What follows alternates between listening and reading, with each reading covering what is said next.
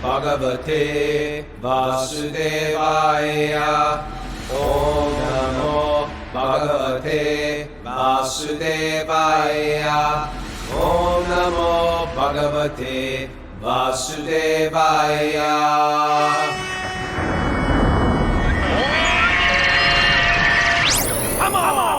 Live from Super Soul Farm, this is Wisdom of the Sages, a daily yoga podcast with your host, Raghunath, and co-host and senior educator at the Bhakti Center in New York City, Kaustubha. Welcome to our show. Welcome to this little yoga podcast. This is a podcast where we dive deep into the philosophy of yoga. We take all those wisdom truths that you hear about. If you're new to this, you hear about them in a yoga teacher training, or you hear your yoga teacher talking something that was really resonated with your heart. We go deep into that philosophy and we unpack it and we make it very relevant. It's me and Kaustubha's passion to study this stuff.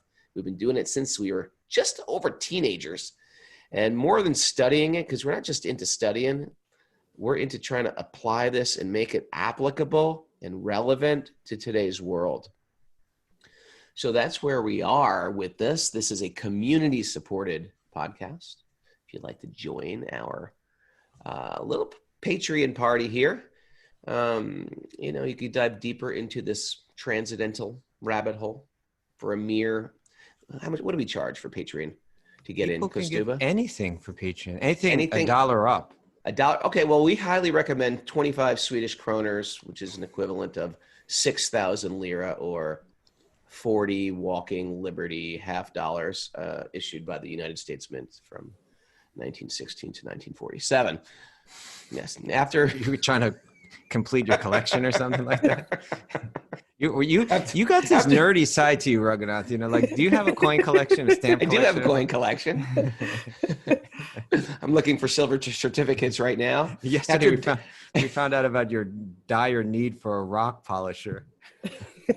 That was a vulnerable thing I went until yesterday. After duly being accepted into our Wisdom of the Sages Patreon fraternity, you will receive a complimentary neck tattoo of Sweet Baby Krishna for further entrance into our meetings, which will also grant you any large, warm beverage at a participating Starbucks. Stores. That might have been illegal. I don't know. Yeah, that might have been illegal. Okay. We have weekly workshops from Ayurveda to Kirtan to how to assemble meditation and yoga classes. And you know what? Today is we have a yoga class at 10 a.m. today with a fantastic teacher, senior teacher at Prema Yoga in Brooklyn, Bobby Marchand. Is she on the show this morning? Did I say hello to Bobby? Yeah, she's here. Unmute her, please. Let's just officially introduce her, because Bobby also does our teacher training with us in upstate New York at Super Soul Farm. Bobby, are you there? I am. Good morning. Hi, Bobby. How are you, Bobby? I'm good. Thank you. What's your class like? Is it only for you're a senior teacher? Does that mean that's an advanced class? Or are you going to just keep us in a handstand and lotus the entire time? What's this definitely about? Yeah, just be prepared to be in handstand and lotus the whole time. No. In meditation. In meditation, definitely.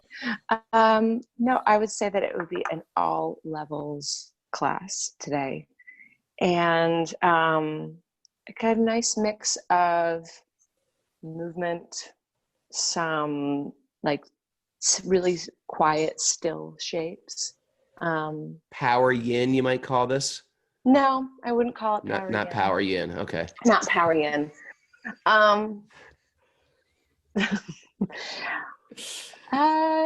Yeah, I tend to. I caught you off guard, didn't you? You caught me off guard. Okay. A little off guard.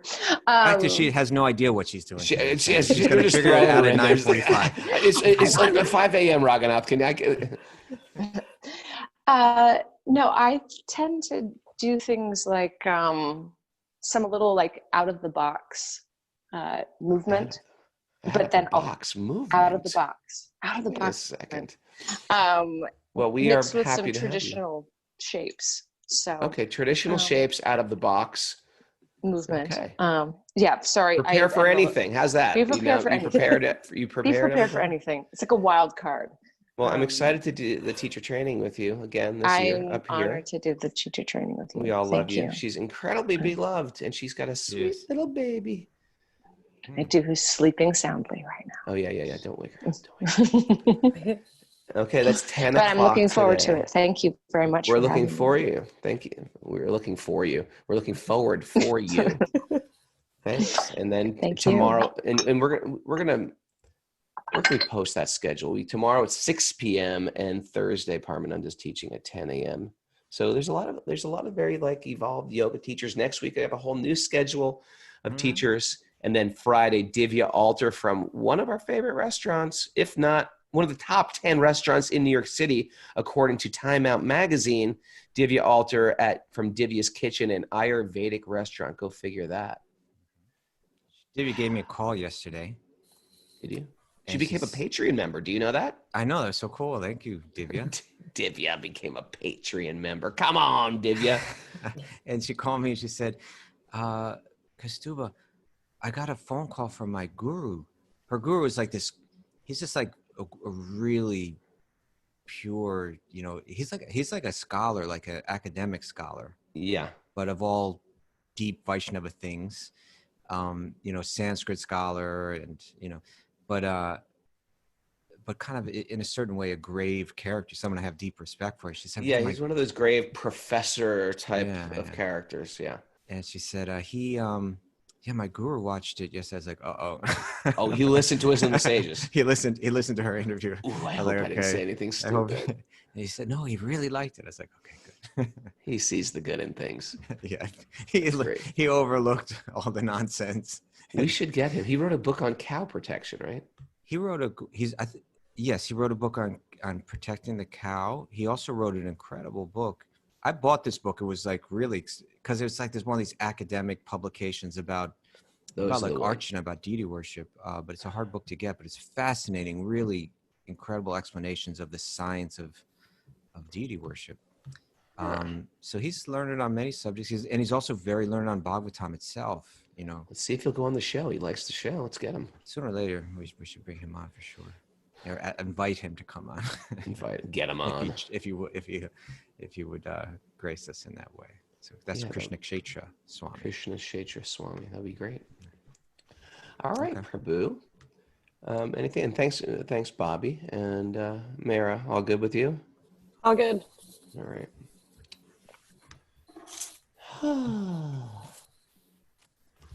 Okay, let's start this little reading. Narayanam namaskritya naram chaiva narotamam devim saraswatim vyasam tato jayam udiraye. Before reciting the Srimad-Bhagavatam, which is the very means of conquest, one should offer respectful obeisances to the personality of Godhead Narayan. Unto Narayan Rishi, the supermost human being, unto Mother Saraswati, the goddess of learning, and unto Srila Vyasadeva, the author. Nasta prayeshva badreshu nityam bhagavat sevaya bhagavati uttama shloke bhaktir bhavati naistiki. By regular attendance in classes on the Bhagavatam and by rendering of service to the pure devotee, all that is troublesome to the heart is almost completely destroyed. In loving service to the personality of Godhead, who is praised with transcendental songs, is established as an irrevocable fact. Om Agyanatamarandasya Gyananjana Shalakaya Chaksurunmilatam Yena Tasma Shri Gurave Namaha. Alrighty. By the way, there's a lot of people out there with the Wisdom of the Sages shirts on. We just got those out. Shirts are out. Yeah. I don't have one. I don't have one either. I want one. We gotta get some. What's the web address to get them again? You tell me. It's like your Super Soul page, right? Yeah. Hold on a second. It's on my okay. It's supersoul.merchnow.com. Supersoul, one word. Supersoul. .merch, MERCH now.com. Merchnow, okay.com. Yeah. You can outfit yourself, walk around proudly, putting up different, now people will know you when you're walking down the street. They'll be like, oh, he's one of the guys. He's in the club. He's in the club. It's a bold looking shirt, Bold. Especially the one with the microphones on it. Yeah. All righty. Well, we're in a very wonderful place. Dhritarashtra is leaving home. Yeah. He left. He's gone. He's gone. And Yudhisthira woke up in the morning and his uncle's not there. And Yudhisthira's a little shocked. Yeah. This is text 29. No, text 33. Sorry. Okay. So Yudhisthira, the great noble, benevolent king, is shocked because his uncle, who's been taken care of, who's made many, many poor choices, just got a wake-up call from the very sober uncle Vidura. Vidura came home, found his older brother there, and said, listen, get out of this house. You're getting old. You're getting soft. Prepare. This is retirement. Get up, man, and head north. You and your wife head north and prepare to get very focused on your spiritual life. At any moment, you could leave your body, and you want to be prepared to leave your body. We're in preparation to leave our body. The ultimate transition, right? Like we have many transitions in this life. The transition into childhood to puberty, into marriage is a transition, right? This is the final transition. Can I be very focused at the time of death? Can I be wrapped in meditation at the time of death? Meditation doesn't mean like, I'm stressed at work, I want to just sit and breathe. That's one type, just still your mind so you can get on with work. But real meditation is to keep our consciousness focused on the divine at every moment, all day long, 24/7. And of course, I got stuff to do, and I got bills to pay, and I got to mow today. It's a mowing day today. How can I be meditating? We're supposed to be practicing throughout our life. And when tragedy comes or old age comes, that final transition, we become focused. We become focused on who we are. And where we're supposed to go and where our meditation should be. And this is the final wake-up call. And it's a blessing to get sort of like heavied out by your very spiritual, he's gentle, but he was heavy, uncle. And so now he's gone, and Yudhisthira has been taking care of him. He's saying here, where is my well-wisher, Uncle Vidura and Mother Gandhari, who is very afflicted due to her son's demise? My uncle Dhritarashtra, who was also very mortified due to the death of all his sons and grandsons. A war just took place. Yeah. Undoubtedly, I'm very ungrateful. Did he, therefore, take my offenses very seriously and, along with his wife, drown himself in the Ganges? Yeah, this is Yudhisthira. He has every right to just write off his uncle because he was so mistreated by him. He's got a different, he's just so pure. He's always seen the good. Prabhupada writes this in the commentary about him. He says, as a pious man, Maharaj Yudhisthira took into account all his unavoidable misdeeds. So I think by unavoidable misdeeds, he means like for instance, fighting that war, it was unavoidable, but he sees it as a misdeed himself. It's something that he had to do because of the position that he was in. So he took that into account, that I fought this war, we killed his sons, and he never thought of the misdeeds of his uncle and company. And it was his uncle and his company that caused the whole war. It wasn't Yudhisthira's fault, but Yudhisthira's he's focused on his own, his own actions rather than criticizing Dhritarashtra's. Dhritarashtra had suffered the effects of his own misdeeds by the will of the Lord, but Maharaj Yudhisthira was thinking only of his own unavoidable misdeeds.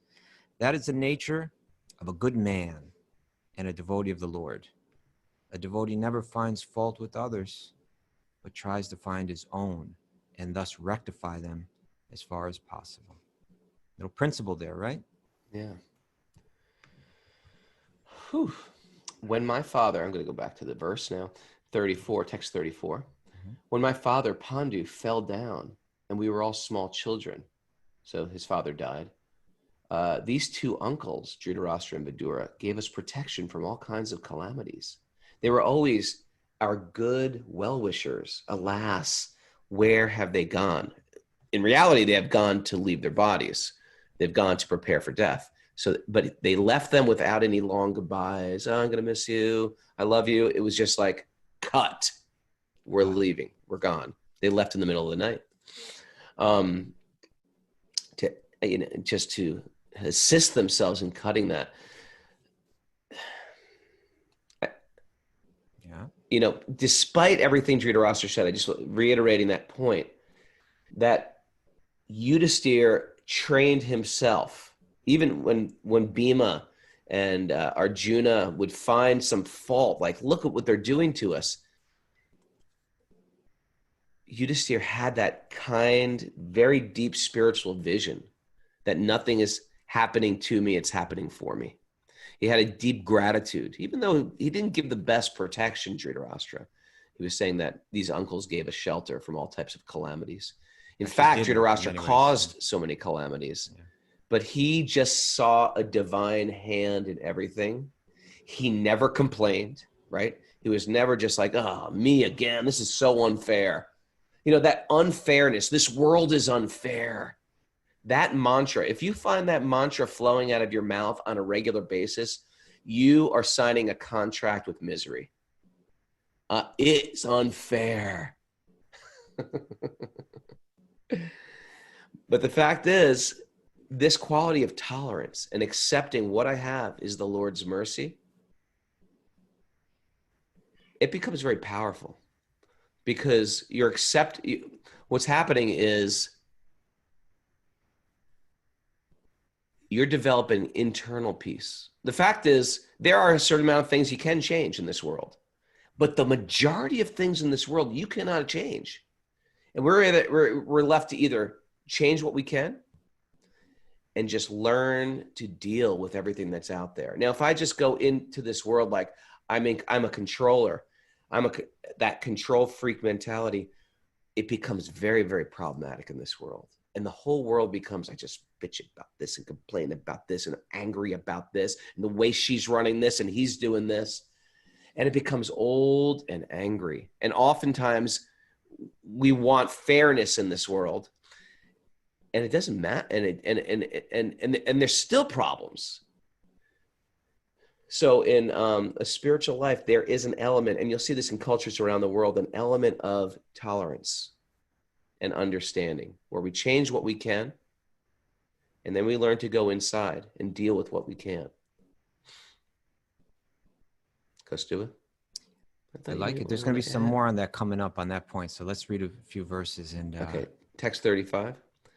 Sutta Goswami said, because of compassion and mental agitation, Sanjaya, not having seen his own master, Dhritarashtra, was aggrieved and could not properly reply to Maharaj Yudhisthira.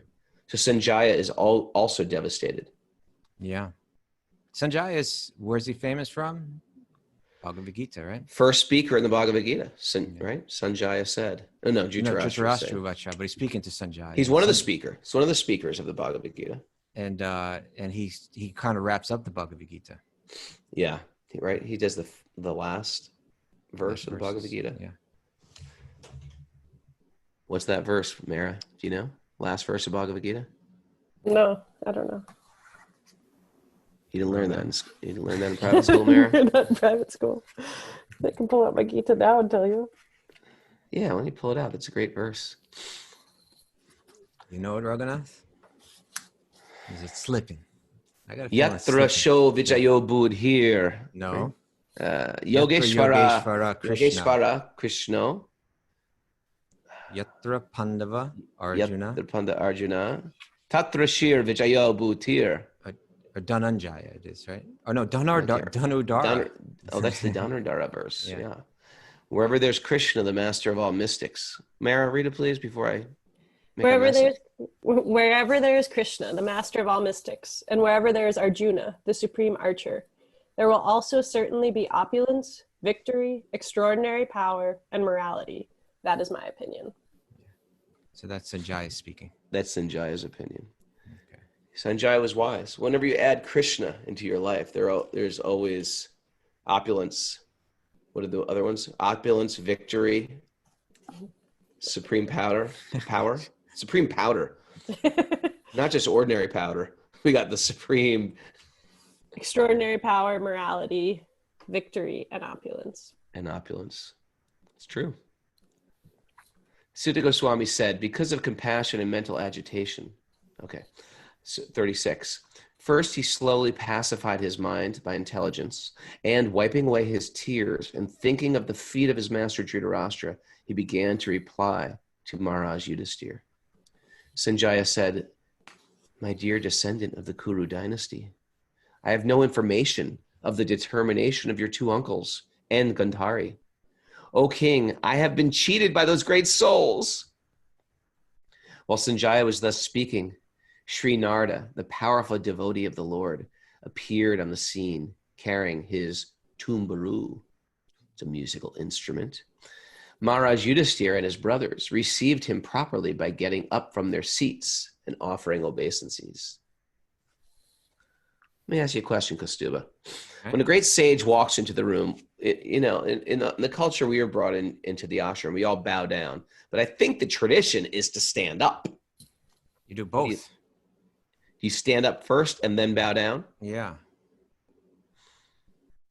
You're not buying it. But you're supposed to stand up, but then you also bow down. You're supposed then to stand back up. You got to stand up. All right, so Narada just appeared. And Narada appears all over the Bhagavatam, different millenniums sometimes. He's not subject to time and space, which is a nice little, it's a nice little gift to have. Mm-hmm. Maharaj Yudhisthira said, "O godly personality, I do not know where my two uncles have gone. Nor can I find my ascetic aunt, who is grief-stricken by the loss of her sons. You are the captain of a ship in a great ocean, and you can direct us to our destination." Thus addressed the godly personality, Deva Rishi Narada. The greatest of the philosopher devotees began to speak. I like that's a great name, Devarshi, or sometimes they say Deva Rishi. Mm-hmm. It means like a godly seer, right? He's like it's his title, Deva Rishi. The seer amongst the devas, The seer amongst the devas. He began to speak. Shall I continue, Prabhu? Yeah, now we get some serious instruction here. All right, so Narada is going to school us here. O pious king, do not lament for anyone, for everyone is under the control of the Supreme Lord. Therefore, all the living beings and their leaders carry on worship to be well protected. It is he only who brings them together and disperses them. Yeah, so now he's speaking on the subject that you were just speaking on. Like, there's only so much that we can control. Largely, we're under control, right? This world moves in ways that we can't stop. We can't stop the fact that we're going to age, He's telling Yudhisthira, you can't stop the fact that your uncle's going to die, right? And he's responding to that. And he's gone. You don't know where he went. You won't be able to find him. You're going to have to adjust to this. You're not going to be able to adjust it. And the Bhagavatam is going to emphasize different things at different times. Yudhisthira had to stand up and fight that war to correct a wrong, that was there in society. So it's not that it's just saying you just sit there and don't do anything at all. But also you really have to come in touch with the idea that, understanding that ultimately things are out of our control. Ultimately, it's a painful existence. And when I put out one fire, there are massive forest fires going on everywhere. Yeah. I just listened to this NPR podcast yesterday. Why do I do this? I was so depressed. I was so depressed about people trying to get in through the border, and they couldn't get in, and they got sent back, and they were immediately kidnapped and held for ransom, and they contacted their relatives in America, and it's just like, and now they have nowhere to go. They can't go back to Honduras. It's like one horror story after another. And you get to this point where you want to help, and you realize this whole world is on fire. Okay. Good morning. I think this is where you're at on Saturday. This is where I'm going back there right now. Okay. No, it's like, this, and you hear it again and again. And when you first get into this yogic philosophy, the philosophy of it, it's really heavy. I mean, the first book I read on yoga when I was, 18 years old by Swami Shivananda, he said very flatly, I'm a very positive person. I didn't drink, I didn't smoke, I didn't eat meat. And I read this book, it said, the material world is a miserable place. I'm like, what's up with these yogis, man? How could they say that the material world's a miserable place? They're being pessimistic. Now, the idea is that it's a planet of pain. It's a planet where everything will suffer. It's a planet where everything dies. You don't have to look far. In my backyard, you can sit by the pond and watch the frogs take out the bugs. Watch the snake take out the frog. Watch the snake take out the frog, and then watch the birds come take down the snakes. I've seen that happen. And then watch one bird take down another bird. I've seen it happen too. The owls come right into the nest, take the babies. I see right here in New York. You see the hawks, the falcons take down the pigeons. They love pigeons.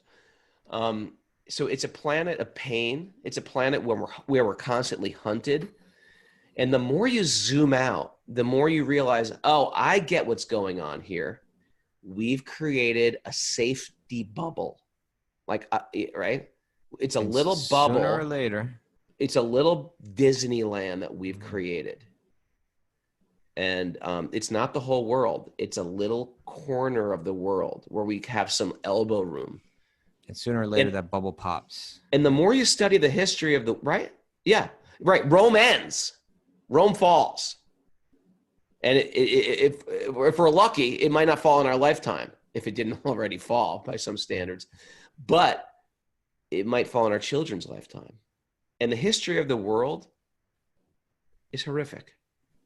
It's like it's one calamity after another. Good morning. One brutal. Yeah. Oh my God. Okay, let's just stop you right there. Good morning. I want you to make it through this show. All right. So this is what Srila Prabhupada writes in the commentary. He says, ordinarily one cannot change the course of one's due happiness and distress by plan. Everyone has to accept them as they come under the subtle arrangement of kala, or invincible time, right? Time's going to take everything away from us. Ultimately, there's nothing we can do about that. Yeah, even if you escape the treacherous animals, right? Disease, anything. Anyone is trying to kill us and take us down. Calamities. Even if you escape it, then there's the energy of time. Like you look in the mirror one day, you're like, what the hell? My eyes, they're saggy. What the hell? I've got crow's feet. What the hell? I got a gut. What the hell? My arms are giant and flapping in the wind. What's going on with my body? The time factor kicks in and starts to age us. You can't, it's like we're climbing, like we're trying to scale a mountain. There is no use trying to counteract them. The best thing is, therefore, that one should endeavor to achieve salvation. And this prerogative is given only to the man and the woman here, but the human, because of his developed condition of mental activities and intelligence. Only for man are there different Vedic instructions for attainment of salvation during the human form of existence. The fly, the frog, the snake, the bird, the owl, the pigeon, the falcon, they won't be able to do this, right? But the human has that opportunity. It's a rare opportunity. They say this is the gateway towards evolving or devolving, isn't it? We can see that in our life. We either can evolve by our choices or devolve. All the animal species, according to the Vedic theory, they're all evolving, but they're evolving to a next species and to a next species. There's a hierarchy of species until they get to the human platform. In the human platform, they have the full capability of free will. Now, according to our karma, you have more or less free will. If you study astrology and things like that, you realize our free will is limited by our samskaras. If we have very heavy samskaras, traumatic past, then our free will gets a little bit locked down. That's why a big part of the yoga philosophy is to free our mind from these anchors of poor choices that happen again and again in the circular, if not a Fibonacci type of spiral in the mind. When we open up that, it gives us an access point out of that figure eight, or out of that birth and death, that samsara, into a spiritual realm. That's why yoga is so important. It's an access point out. Okay, sorry. Tato yoganushasanam, right? Now is the time for yoga. Now that you're a human being, that you've gone through the fly body, the frog body, the snake body, the bird body. Now you're in the human body. You have the opportunity, Tato yoganushasanam, or Tato brahmajignasa. Now is the time to inquire into the absolute. Don't waste the opportunity. Don't misuse that opportunity. Now, Prabhupada says in the next sentence, one who misuses this opportunity, this rare opportunity of human life, one who misses this opportunity of advanced intelligence is verily condemned and put into different types of miseries, either in this present life or in the future, right? Then you stay stuck under that law of time. And even whatever you gain, ultimately time comes, takes it away. Whatever you gain, time comes and takes it away. All right. Great way to put it. So it's not just, at the very least, it's a training. The yoga system is a training of the mind to accept, you know what? I got what I got. I'm going to move forward. It's a positive way to deal with the shortcomings and the potholes that the material world has for you. But in the highest sense of what it is, it's a way to deal with the repetition of birth and death, which we may not even fully understand. See, I practice bhakti, and you might call me short-sighted. I practice bhakti because in this present life, it's a great philosophy to deal with all the problems that comes with life. It's a great practical philosophy to apply to all my all the reversals that may appear, all the heartbreaks, all the losses, all the chronic diseases, the things like that. How can I apply practical, useful philosophy to my life? That's why I like bhakti. And it gives me a type of internal connection, joy, learn to appreciate people, learn to become tolerant. All these things I find very, very useful in my life to make me happy. That being said, we're also preparing our consciousness for our next body. Now, you may not believe that. That may sound too far-fetched for you. It may not be your cup of tea. Maybe you heard about this podcast and you really wanted to learn how to do a better back bend. It was called the Daily Yoga Podcast, and you're finding you're getting pinched lower back when you do it. We're not teaching that. Maybe Bobby will teach it today, but we're not teaching that in philosophy class. But what we are teaching is these practical things that actually prepare you to transition to your next life. That sound interesting? It does. All right, where were we? Were you reading the verses or the purport there? We're reading the verses. You are now on verse 42. 42. As a cow bound through the nose by a long rope is conditioned, so also human beings are bound by different Vedic injunctions and are conditioned to obey the orders of the Supreme. In other words, time is there. When time, there's nothing you can do. But when you got that rope through a nose of a cow, there's nothing you can do. You want to pull it this way, it's got to go. And suddenly when time starts to pull you, nothing you can do. There's nothing you can do. Text 43. As a player sets up and disperses his playthings according to his own sweet will, so the supreme will of the Lord brings men together and separates them. Nothing we can do. Nothing you can do.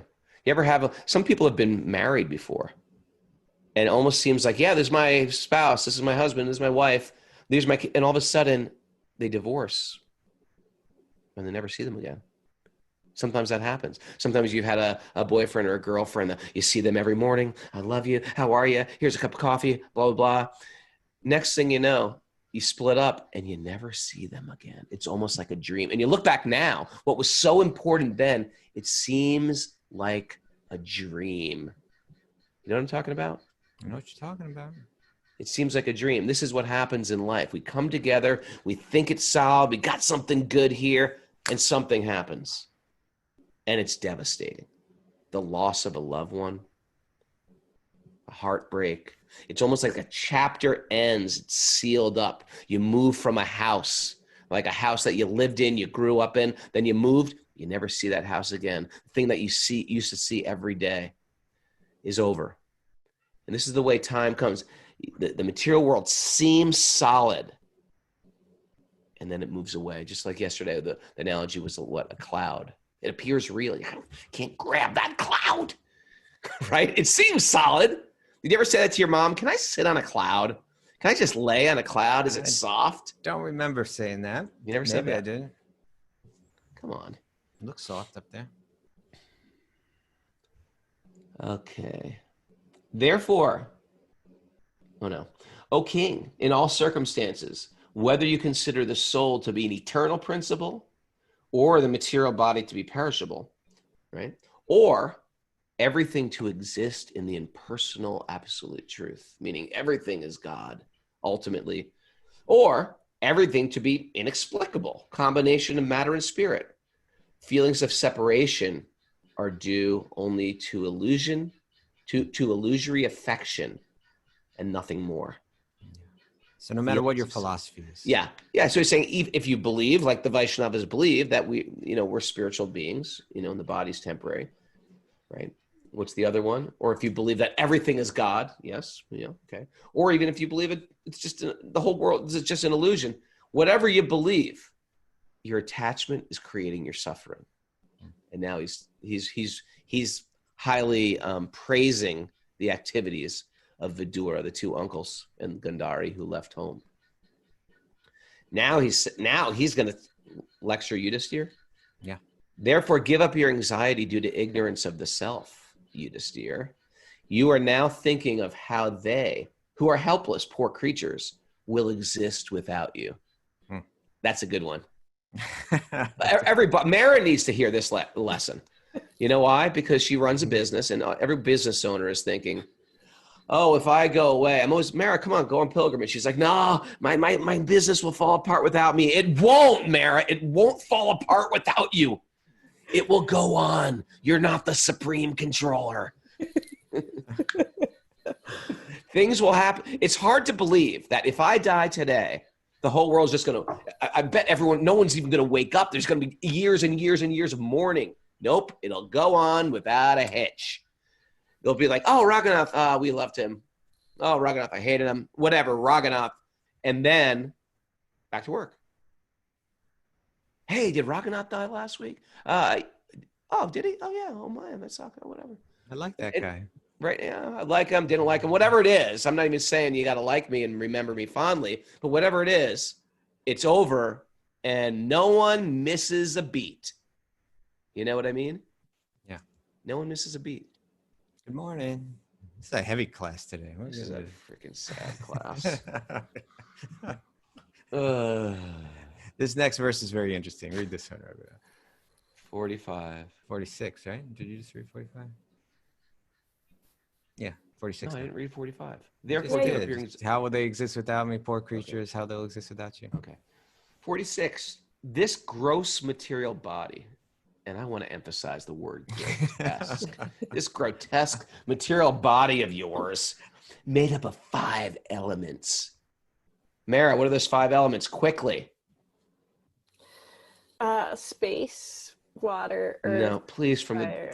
from most dense to the most. Oh, you, the lightest. You can't just give them in any order. No, I want them in order. You're setting an example earth, here. Yes, earth. Water. Fire. Yeah. Air, space. Very good, Mara. Mara. Boom. This gross body made up of the 5 elements is already under the control of eternal time. Kala. Action. Okay, so it's under the control of time, action, and the gunas. Right? We think we have a lot of freedom. We don't. It's saying here, like, you're already have a couple strikes against you. You don't have that much free will. The yoga system lifts the consciousness up to sattva if you're doing it right. We're getting calmer. We're getting regulated. We're not controlled by our lower passions. We're not controlled by our mind or our crazy mind or heart. We're actually controlled by spiritual instructions leading us out, right? My mind could tell me the craziest things, and I do it. My addictive behaviors, right? My lower passions. How many people have had lower passions lead them down dark alleys? Yeah, this is a common thing, right? So we need a spiritual GPS, so to speak. Turn right, turn left. No, not him. Never. No, go back. Don't eat. You're already full. Stop eating. We need a spiritual GPS just to give us good instructions. I need one that gives me a little shock, like, oh. It's 11 o'clock at night. Put that peanut butter down, Raghunath. Just like a shock. Like have those electric fences or electric dog collars. I need something like that. Go left, go right. So we need that. I was gonna say, in a sense, that's what this Kala and Karma and the Gunas do. They give you that shock, right? That's the idea. So when we get to this level of sattva from spiritual instructions, this is what the whole yoga system is about. How to train ourselves to move within this body, right? Not only that, right? On the grossest level, we do it. How do I twist, right? How do I do a twist properly so I don't throw my back out? Right? I was reaching for a jar of jelly and I threw my back out, right? We learn in a yoga class how to lengthen, fold, how to breathe while I do it, right? So this physical yoga system is teaching us the basic principles of movement, of breathing. And then as you get deeper, it's what are you thinking? What are you storing in your mind on a regular basis? What's coming out of your mouth on a regular basis? That's not good for you, right? And once you get to that level, you have more freedom. Now, by the way, as much freedom as you have then, you're still controlled by time, isn't it? You're still controlled by some karma, isn't it? And you're still controlled by these gunas. Well, these three are very interesting, right? It mentions these three: time, kala, yeah, and then action, or you can think also reaction, right? Like for all your actions, there's a reaction. Right. That's the classic. I'm eating superfoods. I'm rising early. I'm doing my regular, Ayurvedic cleanse, but I've got this karma where I'm just going to drop dead. That might happen also. Well, this is the way I look at it. These three are mentioned: time, the law of time. See, these are three forces, influences that are governing the world that we move through. So in a sense, it's like what this Bhakti yogic literature is saying is like, we're moving through a virtual reality. This world that we're moving through is actually kind of a replica of the real world. And we're moving through it. It resembles it. It's a reflection of it. It's a virtual reality. In a sense. I love when you get all virtual reality. I'm going to take it further. You ready? So say we were living in a virtual reality, right? Yeah. And there's a programmer that we can't see. Yeah. And the programmer goes out and gets some of the new software, right? Now, in the virtual reality that we're moving in, nothing grows old or dies. But then the programmer goes and gets this software called time, and he plugs it into the computer and installs it. And now the whole virtual reality moves in such a way where everything is limited by time and grows old and deteriorates and then comes to an end, right? So time is programmed into the world. It's installed into the world that we're living in. And it's making everything change and ultimately die, okay? And then karma, say that in that virtual reality, we were able to do whatever we wanted to without any payback, right? We were not held responsible for our actions. There was no response. Almost like a child without parents. There's no one there to reward or punish according to your activities. That was our virtual reality. But then the programmer went out and bought this new software called Karma, put the CD in, installed it, and now suddenly, whatever we do, there's a response from nature that comes back at us. So if we behave in harmony with our nature, with qualities like kindness and generosity and compassion and so on, the virtual reality rewards us. The same things come back to us.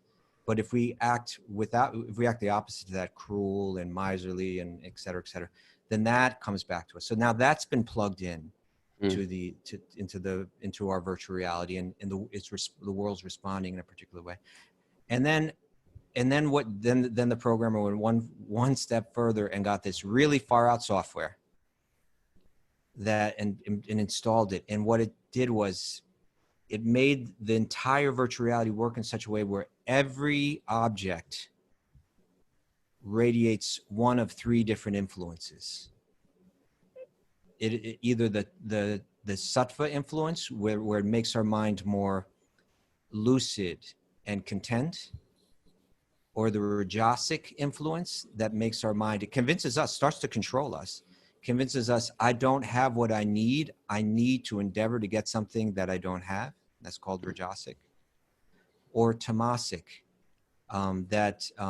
it just leads me towards like dullness and lethargy and destruction or self-destruction. I love your say that rajasic definition again. That was very good. Rajasic is the opposite of sattvic, and sattvic means I'm content. You said I need something I don't.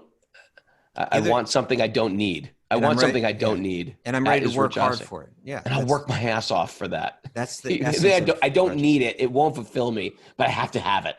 I think it will fulfill me. That's my illusion. Okay. Right? Yeah. I think it will. And so I'm working hard for it. But the sattvic person, because knowledge is illuminated in sattva, they realize that that's not what makes me content, right? That will never satisfy me. Actually, I can be satisfied with what I have right now. That's sattvic. So again, like every object, every sound, every color, every type of food, every type of music that we hear, the different people, the different places, this programming has been installed into the world that we're moving through, where each one is radiating a particular influence. And this is called the gunas.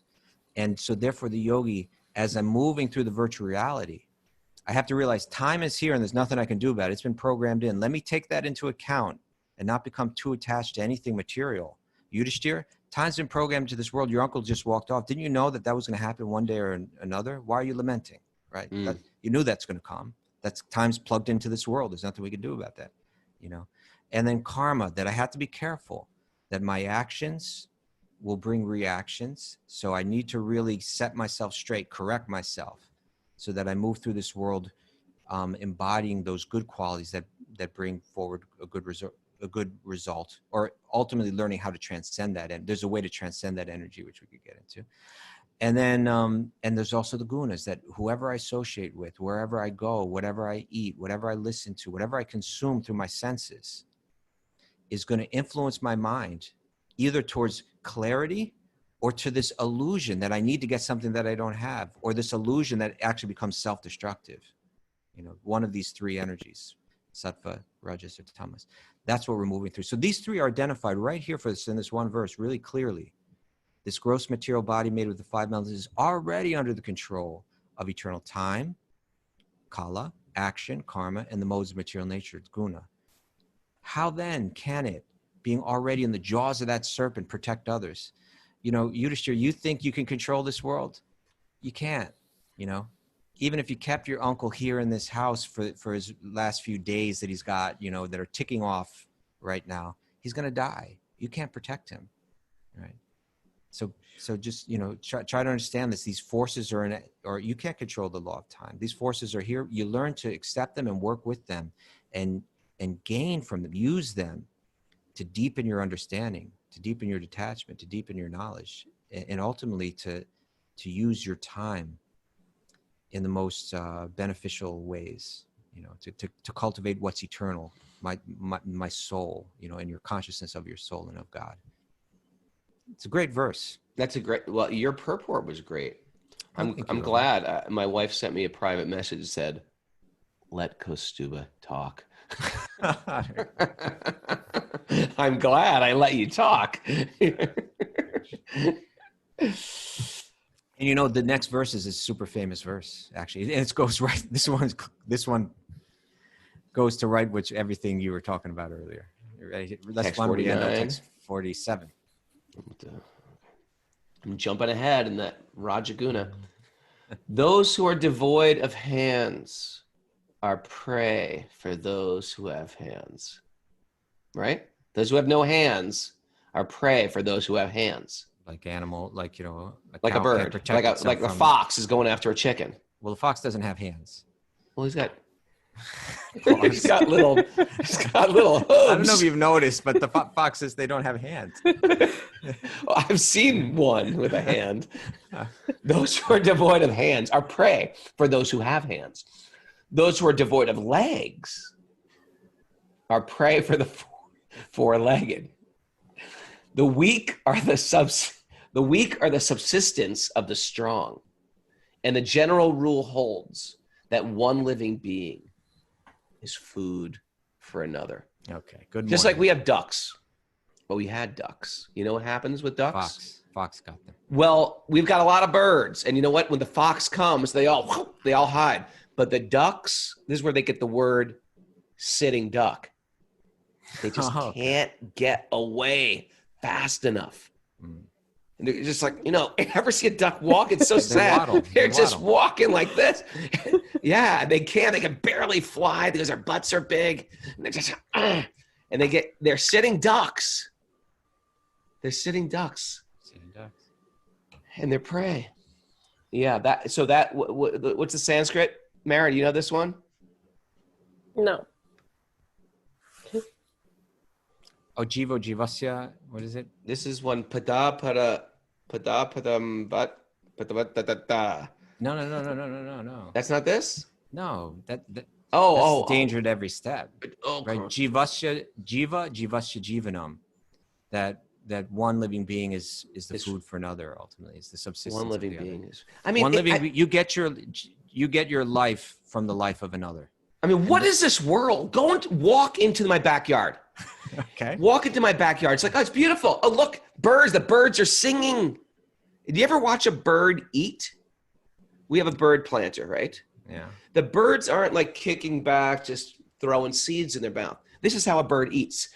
They're eating. They're looking over the right shoulder, looking over their left shoulder, eating, looking over the right shoulder, right? Imagine every time that you had to eat, that you're looking, if something is about to kill me, that it's a constant state of anxiety.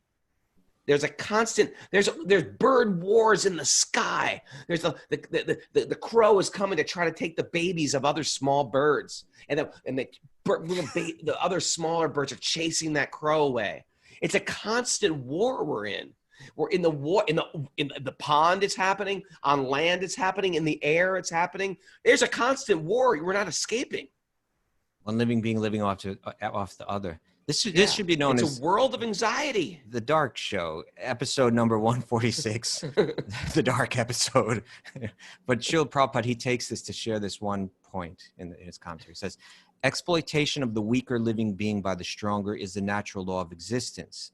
There is always an attempt to devour the weak in different kingdoms of living beings. There's no possibility of checking this tendency by any artificial means under material conditions. It can be checked only by the awakening of the spiritual sense of the human being by practice of spiritual regulations. The spiritual regulative principles, however, do not allow a man to slaughter weaker animals on one side and teach others peaceful coexistence. Right? If man does not allow the animals peaceful coexistence, how can he expect peaceful existence in human society? Wow. Say that again, sir. If man does not allow the animals peaceful coexistence, how can he expect peaceful coexistence in human society? The blind leaders must, therefore, understand the Supreme Being and then try to implement the kingdom of God. The kingdom of God, or Ram Raja, is impossible without the awakening of the God consciousness in the mass mind of the people of the world. So Srila Prabhupada really draws, he wants to draw a point. He's saying, hey, wake up now. You can't have a peaceful world when you are wholesale slaughtering other conscious living beings, right? That are experiencing intense pain and suffering. You can't, on the one hand, do that, and then on the other hand, come and speak about, hey, let's exist peacefully together. All right. Yeah, it's like we want peace. We want everybody to be peaceful to us. but I'm going to do whatever I want. Right. Yeah. All right. There was Yeah. a dark. By the way, shade hey, today. we got 6 peacock eggs yesterday. Oh. 6 peacock eggs. My daughter is hatching them now. She's sitting on them She's right hatching now. them. She's sitting on them. They're softly sitting, of course. And she's got a little incubator, and she's sitting on them. So maybe next time I see you, we'll have some little peacocks. 6 peacock eggs. What? You're gonna have peacocks all over the place. Well, some don't hatch. Sometimes they hatch. Oh, okay. We'll see. It's a cruel world, right? It's a cruel world. All right. Yeah. Maybe I mean, that's the title of sometimes today's thing. It's a cruel world. it's a cruel damn world, man. All right. Good morning. Good morning. How about a little kirtan? Are you going to do the kirtan today? All right. What text, Prabhu? We're done. It's like 5 after 6. Oh, I'm sorry. I've been trying to cue you up for like the Oh, past that you were 3 minutes. cueing me this whole time? Oh, my God. Silly me. Well, anyway, thanks, everybody, for enjoying our little... Oh, Mr. Ruckus has a little... Look at the compassion there, the gentle care of Just a Ruckus. He's got a little baby chick. Thanks, everybody, joining us. Excited for Bobby Marchand's yoga class today. Tomorrow there's a yoga class at 6 p.m. with Kumi. Kumi's one of the Californians. She's a very great yoga teacher in Southern California. And Thursday with Paramananda, who's one of our guest speakers the other day, 10 o'clock. People love his class. We got Tuesday, Wednesday, Thursday, Friday. We got the whole Tuesday, week. Wednesday, Thursday, Friday, and Friday we're back with Divya Alter. Join our Patreon club. It's a little party going on. Patreon.com/Wisdom of the Sages. Thank you for everybody keeping this community-sponsored podcast alive and well. We appreciate you keeping this boat floating. Yay! So we can do what we do. And thanks for everybody's dedication to the Bhagavatam. It's practically changing the world. It's a very practical way to change the world. It's just not all in your head. It's real stuff. It's real stuff. It really affects how you live in this world. And it's the only thing that's going to save you from getting eaten by another creature in this world. Yeah, it's not going to save you from getting eaten by another creature, but well, it'll save you from repeatedly being eaten from other creatures. Yes, yeah, in that sense, yes, it will. Okay. Thanks to the peacock eggs. Thanks to everybody join us on Apple Podcasts. Hey, give us a review. Everybody listening to on Zoom, go out and grab a friend and get them. Let's get Zoom up to 200. Just find a friend who's sort of like. Who says something spiritual like, well, it's meant to be. Okay, give them the Zoom code, get them in. You know, another way to do it is share our stuff on social media. Yeah, share it on social media. We're at Wisdom of the Sages. You should subscribe at Wisdom of the Sages. You just go to our social media and you'll find the links and the images and stuff, and you just share it. Yeah. Share the stuff. Let's spread the Bhagavatam around. It's going to start to change the world. right. Why? Because the focus happier. in the yoga system is changing ourselves. And when we change, everything changes, isn't it? When we change, our little universe changes. And that universe changes. It starts with a smile and a gesture of love. Okay. Let's do this. It starts with some lip syncing.